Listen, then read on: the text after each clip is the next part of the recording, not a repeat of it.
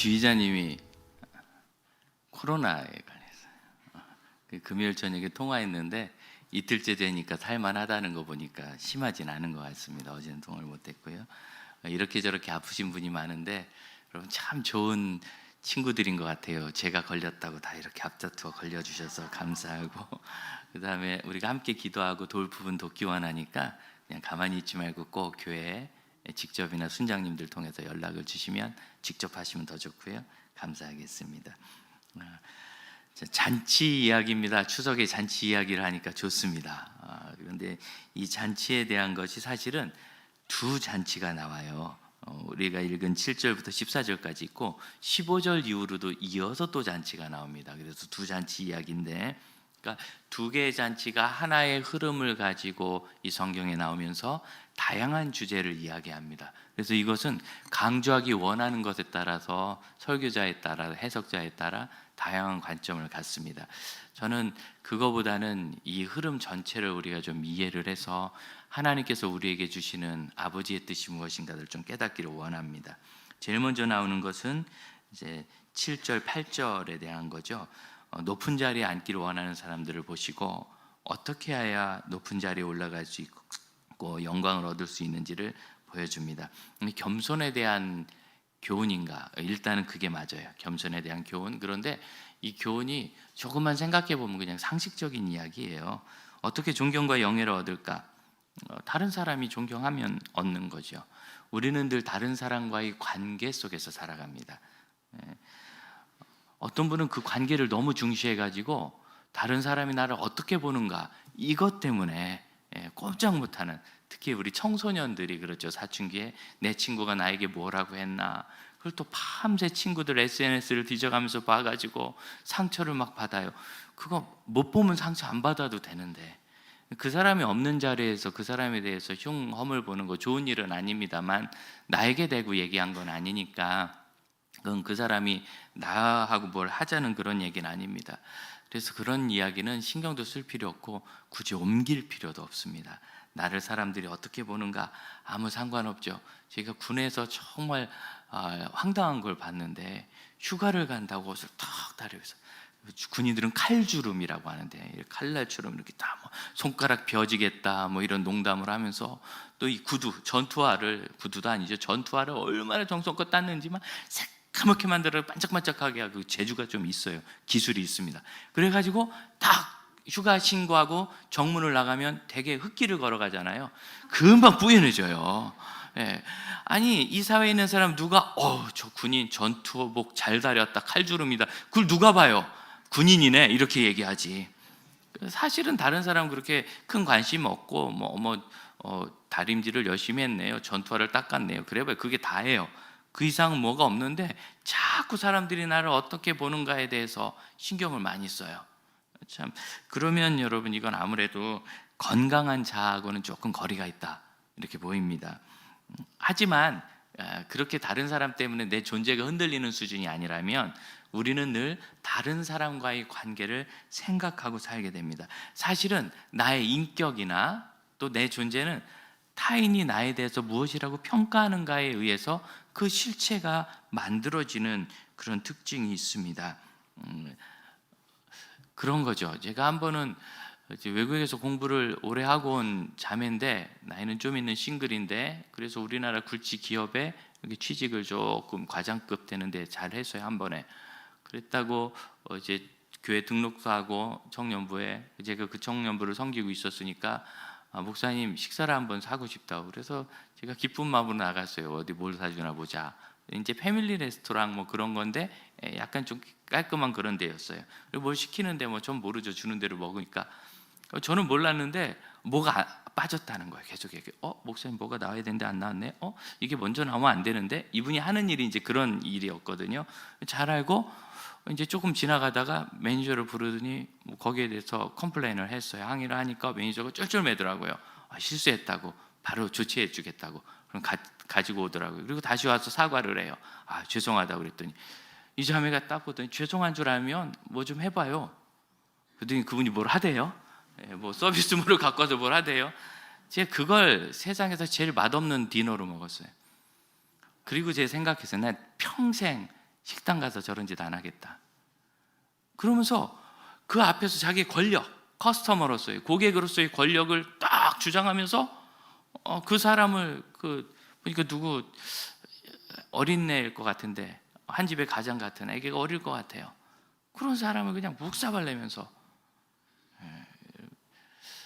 우리가 식당에 갔을 때 그분이 실수를 했든 부주의했든 어떤 그 종업원으로서의 태도가 되어 있지 않든 좀 불친절하거나 마음에 좀 불만족할 때가 있죠. 여러분 그때 어떤 사람입니까? 그런 거 얘기해요. 그런 것에서 나의 인격이 드러나고 내가 어떤 사람인지. 사실은 세고 높은 사람 앞에서는 안 드러납니다. 결혼하기 전에 양가 인사 가서 그 사람의 인격이 들어가는 사람 없습니다. 이제 결혼하고 부부싸움 좀 하고 좀 화가 나고 그럴 때 그분의 진짜 인격이 드러나는 거죠. 특히 이런 추석 같은 때 이제 드러나는 겁니다. 여러분, 어떠한 사람인지 내가. 그런데 중요한 건 이거잖아요. 저 여러분 모두 하나님 앞에서 존귀한 사람 아닙니까? 그러니 여러분, 우리는 존귀한 말과 행동으로 존귀함이 드러나게 되어 있습니다. 그래서 다른 사람과의 관계에서 이 말씀을 예수님께서 뭐라고 하시느냐면 10절 11절 보니까 낮은 자리에 앉으면 벗이여 왜 거기 앉아 있는가 하고 높여주면 존경과 영광을 얻지 않겠느냐. 그러니까 차라리 자리를 낮춰라. 그럼 높아질 것이다. 이걸 존경과 영광을 얻는 비방으로 이해하면 우리가 크게 잘못하는 겁니다. 여러분, 존경과 영광은 요령으로 얻는 게 아니죠. 여러분, 존경받는 방법에 따라서 매뉴얼대로 요령을 부리고 그런 방법을 수행해서 존경을 얻는다면 그게 존경이겠습니까?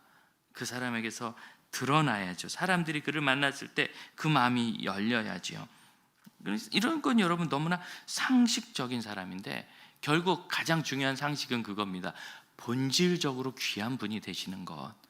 사실은 조금 더 정확하게 말하면 하나님께서 주신 존귀함을 그의 삶 안에서 자연스럽게 드러낼 줄 알게 되는 것. 하나님은 저희를 참 귀하게 만드셨잖아요. 그런데 사람이 죄를 지으면서 그 귀함이 사라지고 악함이 드러나고 불행한 것을 쌓아놓고 살잖아요. 그런 것들을 다 걷어내고 처음 하나님께서 우리를 만드셨던 그 창조의 모습의 아름다움, 이런 그것을 다시 회복하는 것. 그 방법을 예수님께서는 자기를 낮추는 것이라고 말합니다. 그럼 자기를 낮추는 것에 있는 그 평화를 아십니까? 우리는 다 평안하기를 원하지만 평안 누리지 못할 때 많은데 스스로를 낮추면 마음이 너무너무 평화롭습니다. 더 이상 낮아질 때도 없고 다른 사람이 나를 낮게 대한다고 해서 스트레스도 되지 않고 거꾸로 굳이 얘기한다면 올라갈 일밖에 남지 않았죠. 내려갔으니 참 평화롭습니다. 결국 우리의 모든 갈등과 불편함은 나를 낮추지 않는 것에서 와요. 낮춘다는 것은 낮은 사람은 못하는 겁니다. 낮지 않은 사람만이 자기를 낮출 수 있습니다.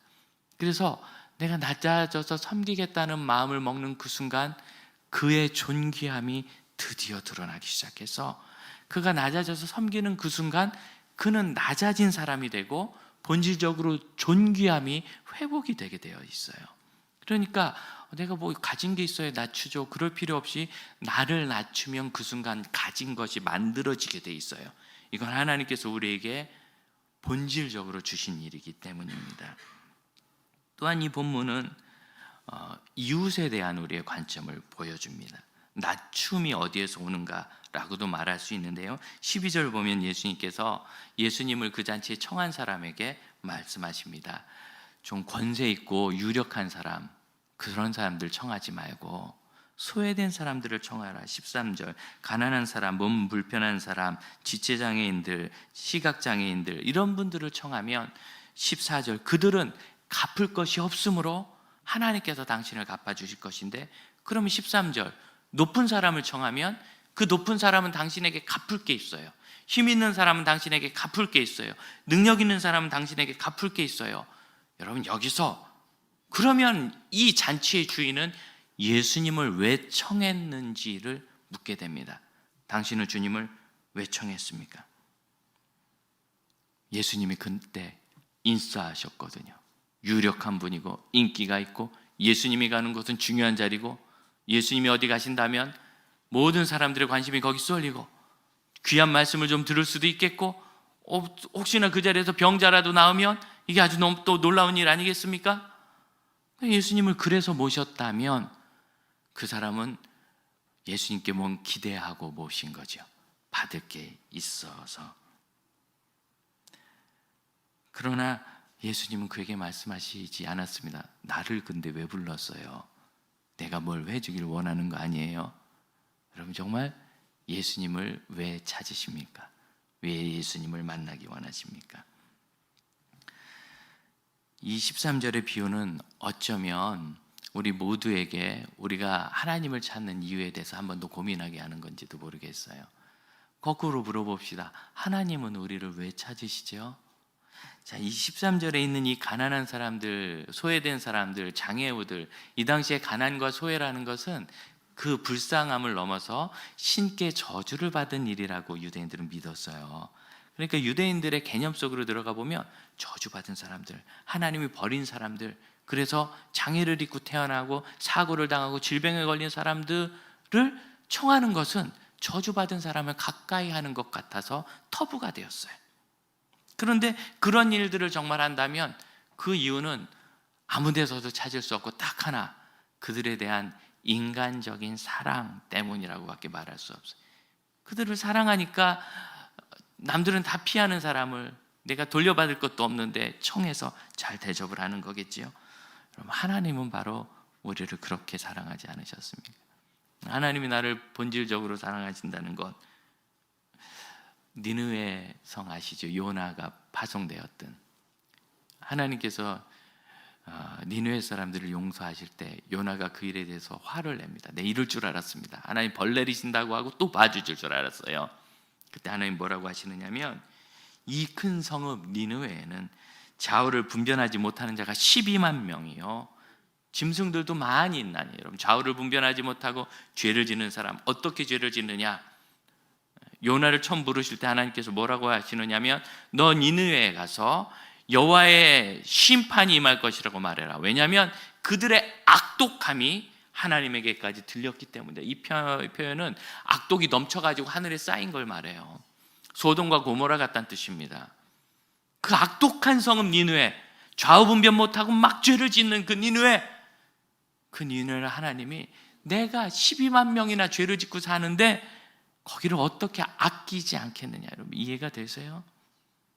심판하러 보내놓으시고 하나님이 그 심판 순간까지 그들을 아끼고 계신다고 말씀하십니다.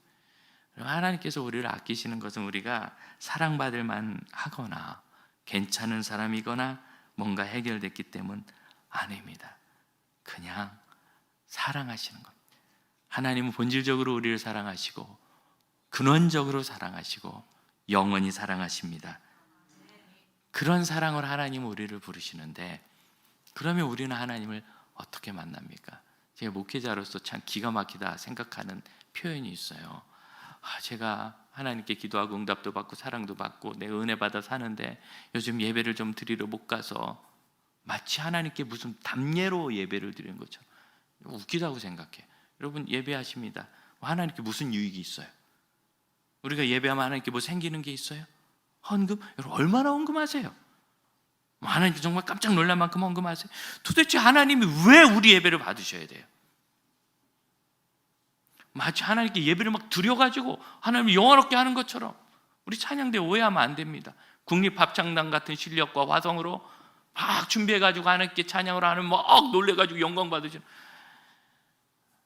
무엇으로 우리가 하나님을 놀래키고 영광 받으시게 할 수 있어요? 여러분 하나님은 영광에 있어서 완전한 분이십니다. 완전은 더할 수 없을 만큼 가득 찼다는 뜻이에요.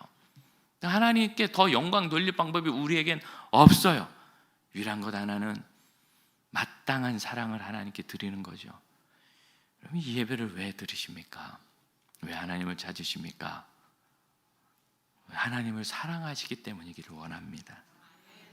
그것이 하나님께서 우리를 구원하신 이유고, 사랑, 우리가 구원받아 하나님께 나가는 이유도 하나님이 우리를 사랑하시니 나도 사랑함이 마땅하기 때문입니다. 이 사람 위에 주님을 초청했어야 됐어요. 유력한 사람이니까, 예수님은 제자들을 데리고 다니니까, 사람들의 주목을 받으니까, 기적을 행하실 수 있으니까, 놀라운 말씀을 전해주시니까, 여러분 이 모든 것들은 주님 주변에 있는 것이고 그가 초청해야 될 분은 주님이셨습니다. 그냥 예수님을 사랑해서 초청하는 것, 이 사랑이 무엇인지 여러분 마음에 생각이 드신다면 드디어 이제 하나님의 초청을 이해하실 때가 되었습니다. 이어서 나오는 15절 보시면 함께 먹는 사람 중에 하나가 두 번째 천국 잔치 이야기가 첫 번째와 연결되고 있는 걸 보여주죠. 그 자리에서 식사를 하던 사람이 이 말을 듣고, 예수님의 모든 가르치심을 듣고 뭐라고 하느냐면, 하나님 나라에서 떡을 먹는 자는 복되도다. 이런 잔치가 천국에서 벌어질 때 거기에 꼭 참여해야 된다. 그것도 얼마나 대단하겠느냐. 그래서 예수님께서 그 천국 잔치의 본질에 대해서 말씀하십니다. 16절 이후에 비유로 설명하시는데, 어떤 분이 큰 잔치를 열고 본인이 귀하게 생각하는 사람, 초청하고 싶은 사람을 다 청했어요. 그래서 가서 청했더니 18절, 나는 밭을 샀기 때문에 아무래도 밭일을 하게 되고, 19절, 소 5결 10마리나 샀어요. 많이도 샀네. 근데 그거 좀 해야 되고, 심지어 20절, 저는 장가 가가지고, 진짜 장가 간 사람 거기 있어야죠. 이런 이유를 대면서 못 오겠다고 다 거절했어요. 그랬더니 이 주인이 크게 화를 내고 당황하면서 차라리 길가에 가서 골목을 다니면서 소외받는 사람들, 장애인들, 가난한 사람들, 병자들, 그들을, 거린들을 다 불러 모아라. 그들이 왔어요. 주인님 아직도 빈자리가 있는데요, 더 불러와라. 더 자리가 더 있다고 이야기해라. 누구든지 들어올 수 있도록. 여러분, 이 하나님의 초청입니다. 지금 하나님은 누구를 초청하셨습니까? 부한 이웃, 강력한 사람, 선한 사람, 초청받을 만한 사람입니까? 그들도 초청하십니다. 그러나 연약한 사람, 소외된 이웃, 그들도 초청하십니다. 그렇다면 우리를 봅시다. 우리는 하나님의 저 천국 잔치에 어떻게 초청됐지요? 자격이 있어서입니까? 나야말로 천국에 가야지. 아무 자격 없을 때, 심지어 니느웨 사람처럼 끔찍한 죄가 있을 때, 실패와 실망되는 일이 내 인생의 연속일 때조차도 주님은 우리를 받아주시고 초청해 주십니다. 이것이 바로 천국 잔치의 본질이에요. 그러면 거기서 필요한 것은 그 초청을 받아들이는 수용성밖에 없습니다. 그 자리에 온 사람은 무슨 자격이 있어서 갔죠? 아무것도 없어요. 그럼 뭐 했죠? 응답한 거예요. 그럼 제가 갈게요. 손살에 치지 않았습니다. 저는 거린입니다. 거기 못 갑니다. 제 몸에서 얼마나 냄새가 나는데요. 저는 장애인입니다. 저는 저주받은 사람입니다. 제가 가면 그 집에도 저주가 임할 겁니다. 못 갑니다. 나는 가난합니다. 지금 내가 가서 얻어먹어도 나는 그 사람에게 해줄 게 아무것도 없습니다. 그런 사람들이 거기 간 거예요. 교회를 오래 다니고 예수 믿는 지 오래됐는데 하는데도 도대체 하나님이 나에게 너무 멀리 느껴지지 않습니까? 저는 식구란 말을 참 좋아합니다. 식구, 가족을 표현할 때 같이 밥 먹는 사람이라고 표현한 한자, 밥식자, 입구자, 모여서 밥 먹는 사람들이에요.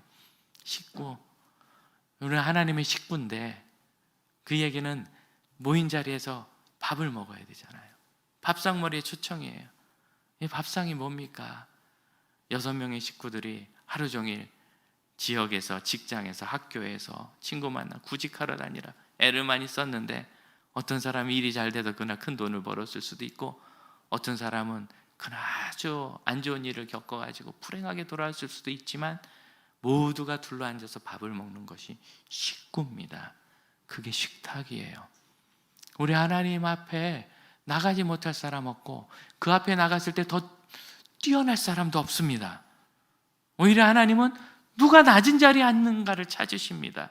식구입니다. 그래서 면목 없어하고, 자격 없어하고, 부끄러워하고, 실패한 내 가족 앞에서 형은 하루 종일 저렇게 했었는데 안 됐는데, 나는 오늘 사실 좀 비겁하게 살았는데도 갑자기 뒤에 일이 잘 돼가지고 나는 잘 돼서 참 사실은 형이 잘 돼야 되는 건데, 낮아지는 사람.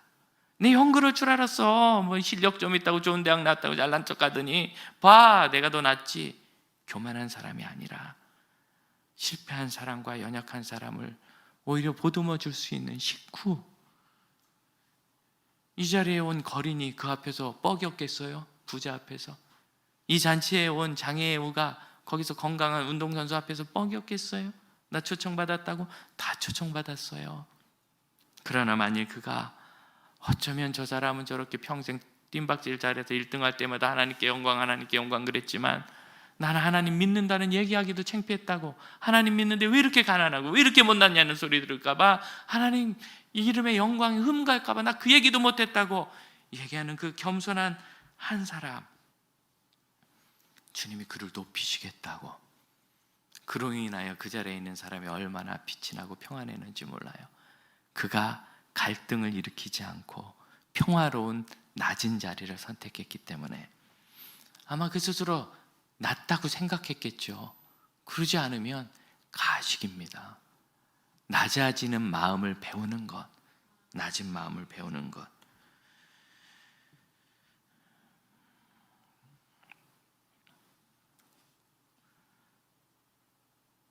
이 계절이 되면은 해가 좀 일찍 떨어지기 시작하고 6시, 7시 되면 어둑어둑해지고 이제 구름 없으면 샛별도 나타나고 시골 같으면 그러잖아요.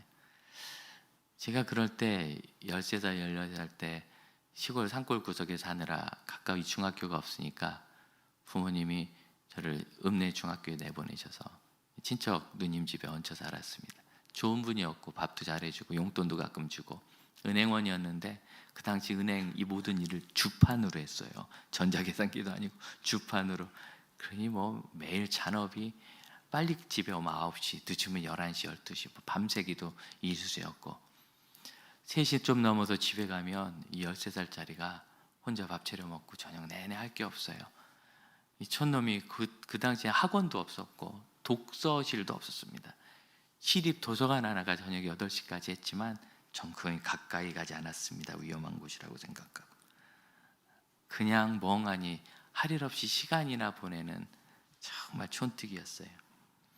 저녁밥을 혼자 챙겨 먹고 그 조그만 자취방에 있는 게 너무 힘들어서 밖에라도 이렇게 나오면 이 계절에 부는 바람 아시죠?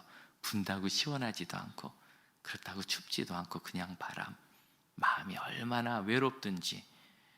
그리고 이 알코올 중독자의 아들이 얼마나 자기 자신에 대해서 두려운 마음이 있은지, 난 고등학교도 못 갈 것 같고 졸업도 못 할 것 같고 20대 초반에 죽을 것 같고 그 생각이 그때 시작됐어요. 늘 불안한 자아 때문에. 그래서 밖으로 나가서 동네길이라도 좀 뭐 아무 일 없는데도 왔다 갔다 해보고 가면 신장로에 자동차가 버스가 지나가고 옆에 사람 다니는 보도는 다 자갈 흙갈린 길 아닙니까? 풀떼기 자라고 거기를 걸어가다 보면 마음이 그렇게 스산하고 어려울 수 없었어요. 전 사실은 최근까지도 이 계절이 오면 제 마음속에서 그 까까머리 꼬마 하나가 지나가는 게 훅 올라와가지고 그때 너무 외로웠던 것, 너무 두려웠던 것, 겁나고 나 죽을 것 같고 차라리 죽어버리는 게 나은 것 같은 그 심리, 그 마음이 계속 솟아났어요. 좀 이 계절이 참 어려웠어요. 그런데 지인 선배 하나가 저한테 그렇게 말합니다. 그래, 그 아이한테 당신 뭐라고 얘기해주고 싶으냐고. 뭔 소리야? 내 마음속에 살고 있는 내 어린 시절에 그 좋지 않은 기억일 뿐인데. 그러니까 그때 그 아이를 당신이 지금 만난다면 뭐라고 얘기해주고 싶으냐고. 생각 한 번도 안 해봤거든요. 그래서 뭐라고 얘기해줄까 생각해봤어요. 처음 드는 생각이 이거였어요. 야, 괜찮다, 걱정하지 마라. 제가 중3 때 예수님 만났으니 예수 만나기 2, 3년 전입니다. 진실한 친구도 없고 의뢰할 분도 없었어요. 야, 괜찮다, 걱정하지 마라. 너 몇 년 있으면 세상에서 제일 귀한 친구, 너의 구세주 예수를 만난다. 그 사랑을 안다. 그러면 너 교회 공동체 안에서 평생 함께할 진실한 친구들을 만나게 된다. 진짜 그때 만난 친구를 지금까지 만나요. 그리고 너 이 다음에 고등학교 가고 심지어 대학도 가고 그렇게 성적은 좋지 않지만 졸업도 한다. 그 다음에 너 주의 종이 돼서 목사가 돼가지고 이렇게 많은 사랑하는 성도들과 함께 인생을 할 거다. 선교지에도 갈 거다. 너를 많은 사람들이 만나고 싶어 할 거다. 야, 걱정할 거 하나도 없다. 그렇죠. 저는 제 미래를 살고 있으니까 하지만 그땐 그게 그렇게 두려웠어요.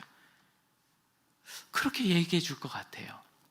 근데 여러분, 그 순간 그 어렸을 때 느꼈던 외로움이 순간 싹 사라지는 걸 느꼈어요.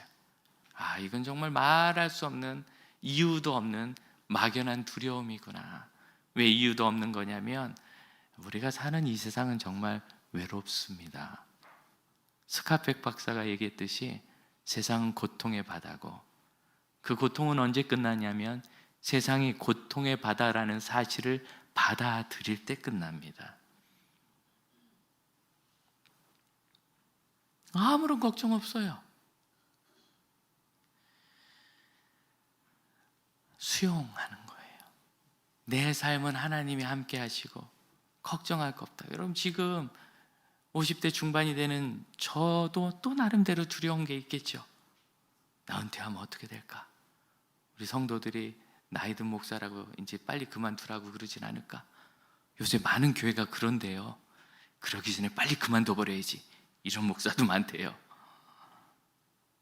나 나중에 더 나이가 들면 어떨까? 과연 나는 치매에 걸리지 않을까? 우리 가족 중에 목에 암병력이 좀 있는데 나는 암은 안 걸릴까?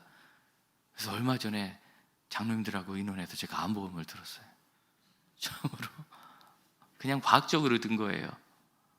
사실은 모르죠. 그런데 여러분, 제가 분명히 드릴 수 있는 말씀이 있는데, 앞으로 잘 모르지만 그래도 괜찮을 겁니다. 그래도 다 해결이 될 겁니다. 그리고 우리 그래도 살 겁니다.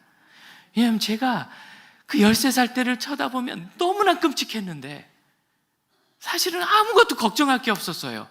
그때니까. 지금 그렇지 않으니. 여러분, 하나님께서 사랑에, 평안에, 온전함의 식탁에 초청하시는 것에 응답하시겠습니까?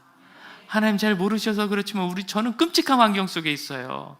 저는 너무나 어려운 가정 안에 있어요. 저는 지금까지 된 게 하나도 없어요. 전 지금도 여전히 실패하고 있어요. 여러분, 그거 말고요, 하나님이 부르실 때 거기 겸손한 마음으로 가시겠습니까? 겸손한 마음으로. 여러분, 이 비유는 또한 이 13절을 과도히 해석하지 않을 근거가 됩니다. 너무 13절에 몰입하시면 무조건 막 어려운 사람, 가난한 사람, 길거리에 있는 거린들만 도와야 되는 것으로 오해를 하시는데 사실은 그렇지 않습니다. 홍정길 목사님께서 늘 돈 주는 게 제일 쉽다, 돈 주면 되니까. 하지만 그 돈이 가져올 그 사람 인생의 결과를 생각하면 두렵다. 그 돈을 줘서 그 사람이 잘 될지 오히려 그를 더 해칠지 어떻게 하느냐? 마약 중독자에게 돈을 주면 어디로 가겠어요? 알코올 중독자에게 돈을 주면 어디로 가겠어요? 오히려 차라리 저는 데살로니가서 3장 말씀이 더 좋습니다. 내가 늘 말했지만, 누누이 말했지만, 데살로니가 성도들이여, 누가 일하지 않으면 먹지도 말게 하라. 여러분, 먹지 말라가 아니에요. 여러분 잘못 아신 거예요. 못 먹게 하래요. 먹는 것도 뺏으래요. 일 안 했으니까 먹지 마. 그가 겸손하고 착실하게 일을 해서 그것으로 먹고 살라고 해라. 가난하고 지금 절망과 좌절에 있는 사람을 내버리자는 이야기가 아닙니다. 그들을 돕는 건 정말 쉽지 않은 일이며, 저는 오히려 이렇게 말씀드리고 싶습니다. 더 우선적으로 도와야 될 사람이 여러분 가족 중에 있잖아요. 믿음의 형제들에게 먼저 해야 돼요. 교회 안에 있고 교회 주변에 있고 그리고 선교지에 있지 않습니까? 정말 잘 도와야 합니다. 하나님은 더 어려운 사람이라고 해서 더 봐주고 받아주시고 그런 건 아니에요. 하나님이 이 잔치에서 하신 일은 뭐냐면 사자들을 보내서 오라고 초청하신 거예요. 똑같아요. 가난하건 부하건 아프건 건강하건 유능하건 실패해 있건 똑같이 오라고만 부르세요. 그때 네 하는 거, 네 하는 거. 18살 되던 1월에 5일짜리 부흥회 교회에서 같이 하다 마지막 날 금요일 새벽에 저도 나름대로 환상을 보고 음성을 듣고 제가 주의 종이 되겠다고 그러고 나는데요, 창피해서 얘기를 못 하겠어요. 야, 알코올 중독자의 아들이 무슨 주의 종이냐? 네가 어려서 신앙교육을 받기는 했냐? 저는 다윗의 친구가 요나단이라는 걸 신학교 갈 때까지 몰라서 신학교 시험에서 틀렸어요. 그런 기본적인 것도 모르면서 무슨 목사가 된다고. 그래서 창피해서 누구한테 얘기도 못했어요. 그리고 이 성남에 있는 공장 들어가게 됐을 때 그 친척 형님 한 분이 앞으로 뭐 하려고? 사실은 나 목사가 되려고 하는데 하나님이 그렇게 부르셔서 한다 했는데, 그분이 기도 많이 하는 분이라 얘기했어요. 누구한테도 얘기를 못했다고, 창피해서. 그런데 왜 신학교 안 갔냐고. 난 돈이 없고 아버지가 돈 줄 리도 없고 돈도 없고, 그래서 1년 정도는 일을 해서 한 학기 등록금이라도 모아서 일단 가서 해볼란다고. 그랬더니 신학은 돈으로 하는 거 아니다 너. 이분이 저를 데리고 가서 자기 돈 털어서, 용돈 털어서 원서 사주고 그걸 7만 원 내서 전형을 시켜줘서 처음 신학교 시험을 그렇게 봤어요. 합격을 어떻게 했는데 그 첫 학기 등록금도 그분이 자기 전세보증금을 빼주셔서 그걸로 등록하고 지금까지 왔어요. 하나님은 사역을 하라고 부르시는데, 하나님 저 못해, 좀 가난하고요, 우리 아버지가 이거 이해도 못하고요, 전 준비도 안 됐고요. 제가 사실은 일을 해서 신학교 간다 했을 때는 아무리 봐도 제가 실패할 것 같은 거예요. 그러니까 다른 사람에게 손해 끼치고 싶지 않아서 내가 돈 벌어서 가서 실패하면 그건 내 책임이니까 그러고 말고 싶었던 마음이 저에게 있었어요. 2000년도 5월에 청년들하고 5월 5일 날 축구하자. 운동장에서 축구하고 있는데 사모가 우리 꼬맹이를 데리고 막 거기까지 쫓아왔어요. 그래서 왜 전화를 안 받냐고. 방송국에서 전화 왔는데 꼭 통화를 하고 싶어 한다고. 웬 전화야? 통화를 했더니, 목사님 좀 급하긴 하는데 강도사님 이번 주 금요일 날 생방송 1시간 있는데 꼭 좀 출연 좀 해달라고. 그래서 제가 어림없는 소리 하지 말라고 그래요. 생방송커녕 난 녹음도 해본 적이 없는데 무슨 1시간짜리 생방송을 하냐고. 그랬더니 제발 부탁인데 꼭 한번 와달라고. 그래서 그러고 그냥 갔어요. 1시간 5시부터 6시까지 방송이 끝났는데 그분이 방송 국장하고 다 와서 저기 6개월만 이 방송을 이렇게 해달라고. 기절하는 줄 알았어요. 무슨 소리냐, 난 강도사고 난 목회할 사람이고 이거 교회 허락받기도 어려운 거고 매주 이렇게 빠진다는 게 절대 안 돼. 근데 저한테 부탁하는 분이 저랑 동갑자리였는데 어느 교회 집사래요. 집사가 제발 나 좀 살려달라고 하는데 강도사가 거절할 수가 있어야지. 그래서 그럼 내 목사님께 의논해 보겠다고. 그 교회가요 좀 깐깐해서 그런 거 허락해 주는 교회가 아니에요. 가서 목사님 말씀드렸는데 목사님께 무슨 일이 있었는지, 사실은 제가 좀 주저주저하다 말씀드렸는데 홍강도사 그 좋은 기회 같으니까 한번 잘 해봐요.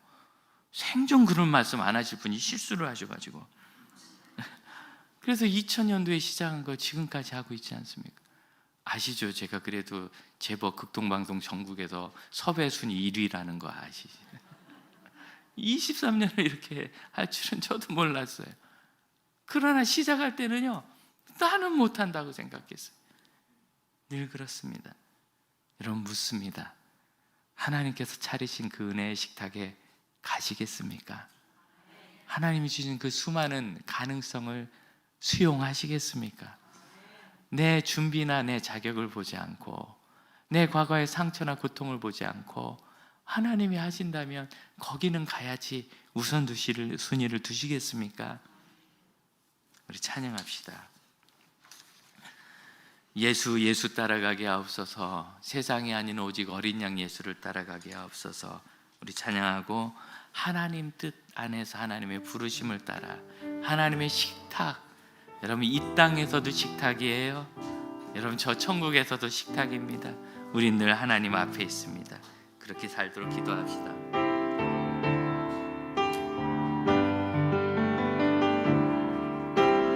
오늘 이 자리에 모인 우리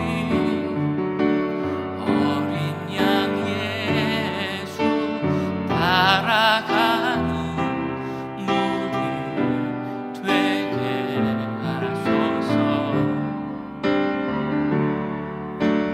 성령의 충만한 임재 안에 어둡던